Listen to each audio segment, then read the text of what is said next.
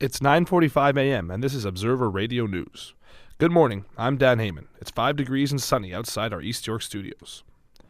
Here are your top stories for April 27th.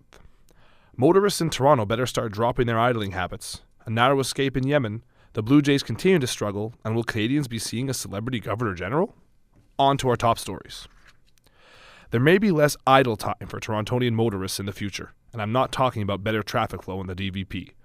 The Toronto Star reports that in an effort to combat greenhouse gas emissions, the Ontario Board of Health is thinking of adjusting a 14-year-old anti-idle law that states that you can't leave your engine at idle for more than 3 minutes at a time. If the law is changed, motorists caught leaving their engine idling for more than 1 minute risk facing a $125 fine. As of right now, authorities say that motorists have been exploiting too many loopholes in the old law. These loopholes will not be so easy to manipulate given less time to do so. And in local news, Toronto's first completely dark restaurant hopes to change statistics. Au Noir owner Mo Alameddine creates jobs for visually impaired. Of his 32 employees, 11 are blind. The legally blind employees are waiters for guests who eat in total darkness. They guide patrons through their pitch-black meals. Those with vision loss have a high unemployment rate in Canada. 32% of those who are able to work with vision loss have jobs. This is a number Alameddine wants to change. A normal restaurant can hire a blind person, but they never give them the chance to do the job. That's the whole idea, Any normal restaurant, if you show them table number 6 where and table number 9 where and table number 31, they walk, they train, and then they can walk there. And I'm sure people, they will appreciate them. Alameddine says restaurants only want to invest in advertising. He is confident that his restaurant will continue to raise awareness for the visually impaired.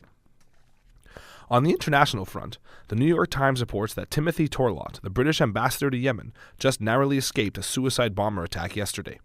His convoy was attacked as it was passing through the Yemeni capital of Sana'a, just a few blocks from the British embassy. Luckily, no one was hurt, excluding the bomber, of course. No one has taken responsibility for the attack as of yet, but sources on the ground in Yemen are saying that it bears a striking resemblance to suicide car bomb attacks on the U.S. Embassy in Yemen in 2008. Those were claimed by Al-Qaeda at the time. In sports, the Toronto Blue Jays lost to the Boston Red Sox 13-12 in an epic 4-hour battle last night at the Rogers Centre. The loss was the Jays' third in a row, dropping them to just 3 wins in their last 10 games after a sizzling 5-1 start to the season. Management took decisive action after the game, sending pitchers Jeremy Accardo and Merkin Valdez to Toronto's AAA affiliate in Las Vegas. Josh Roenick and Romy Lewis were summoned in replacement. And in the NHL, the first round of the playoffs may be drawing to an end, but the Montreal Canadiens will live to play another day after defeating the Washington Capitals 4-1 before a sold-out crowd at the Bell Center. Goaltender Yaroslav Halak earned first-star honors after holding Washington Snipers to just a single goal on 54 shots. Game 7 goes on Thursday. It is the last remaining series in the Eastern Conference after Boston defeated Buffalo 4-3 last night to move on. Meanwhile, out west, the Chicago Blackhawks finished off the Nashville Predators 5-3. The Hawks will play the Vancouver Canucks in the second round, while the San Jose Sharks wait for the outcome of tonight's Game 7 match between the Detroit Red Wings and Phoenix Coyotes to determine their next opponent. And in entertainment news, as current Canadian Governor-General Michelle Jean's 5-year term nears its end, Star Trek fans all across Canada, and perhaps the world, are uniting today after their push to get William Shatner, into the Governor-General office hit 30,000 votes over the weekend. The Toronto Star reports that a Facebook page dedicated to the cause has been set up and is getting more and more hits every day. So how do the captain's numbers compare to his competitors?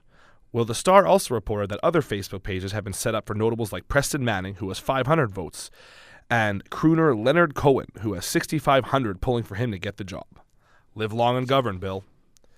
And that's Observer Radio News for Tuesday, April 27th. Don't forget to check out our website at torontoobserver.ca for more stories. I'm Dan Heyman, and thanks for tuning in, Toronto.